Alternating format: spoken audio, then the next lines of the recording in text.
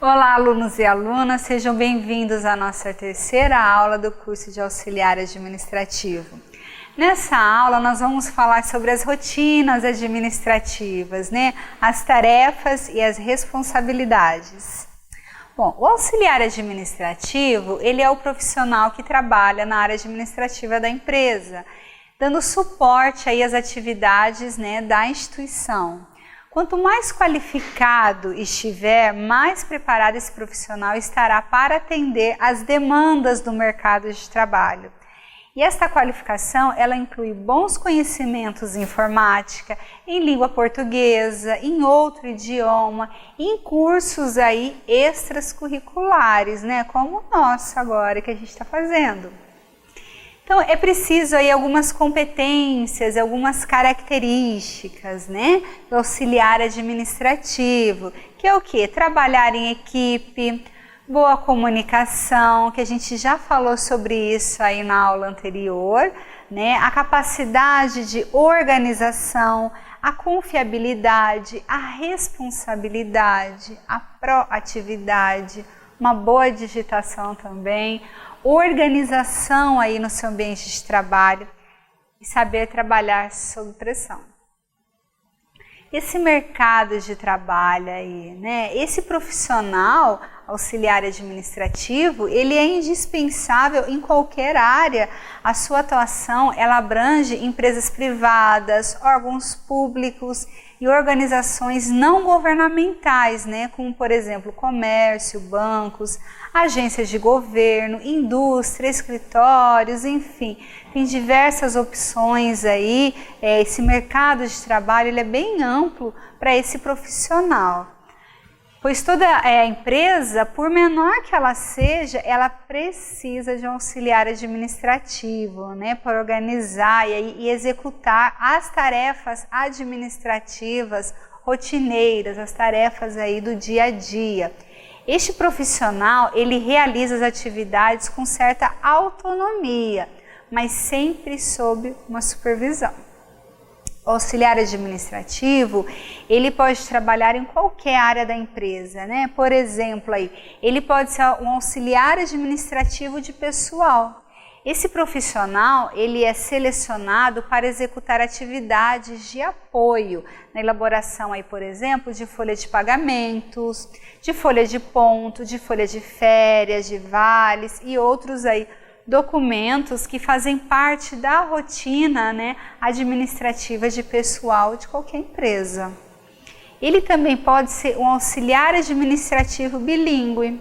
Quando a empresa busca selecionar este tipo de auxiliar administrativo, é porque ela procura um profissional que saiba realizar atividades como, por exemplo, a emissão de passagens aéreas, reservas de hotel, considerando aí também o atendimento telefônico de outros países. Então, quem sabe aí uma outra língua já é uma grande oportunidade que tem. Nós temos também, como por exemplo, o auxiliar administrativo financeiro. Esse auxiliar administrativo, ele é um cargo bem pedido aí no mercado de trabalho, E para exercer, o profissional, ele deve saber lidar com as atividades, por exemplo, lançamento de notas fiscais em um sistema. Tem que saber também atividades de faturamento, além de atividades que cabem a todos os tipos de auxiliar administrativo que a gente vai estar falando daqui a pouco.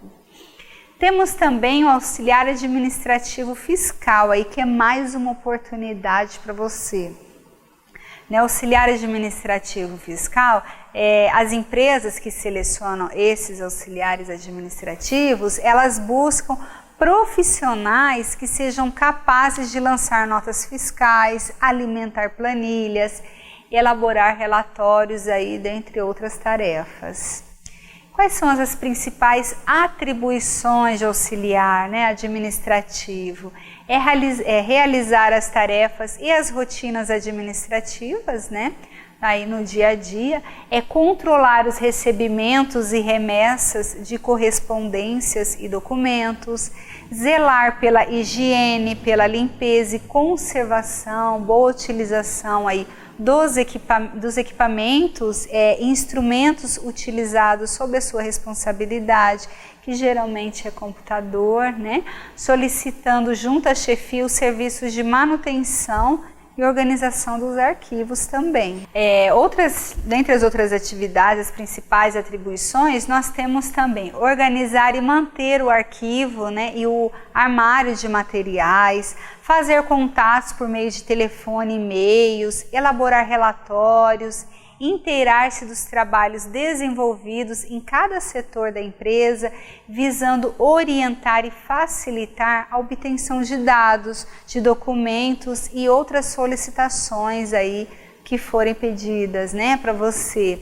Também nós temos, dentre as principais funções, organizar o espaço de atendimento, né, escritório, agendar atividades internas e externas. Também tem aí as atividades como redigir os atos oficiais administrativos, atender o público em geral, averiguando aí as necessidades para orientá-los e encaminhá-los, né, as pessoas aos setores certos, aos setores competentes, ao setor que ela deseja falar.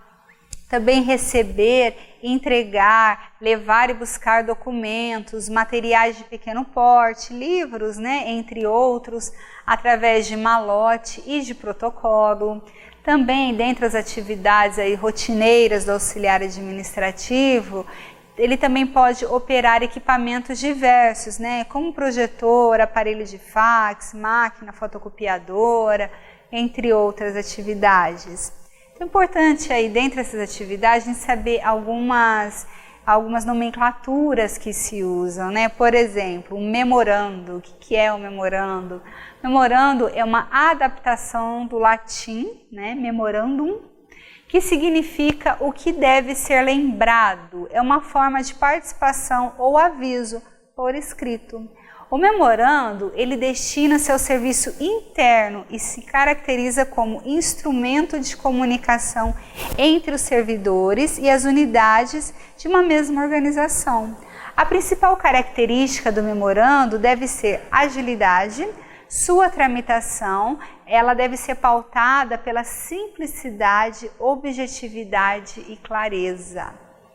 Outra nomenclatura aí que a gente ouve é ofício, né? Então, o que é ofício? O ofício é um instrumento de comunicação escrita que se caracteriza como um tipo de carta expedida por autoridade pública sobre o assunto de ordem administrativa ou predominantemente oficial.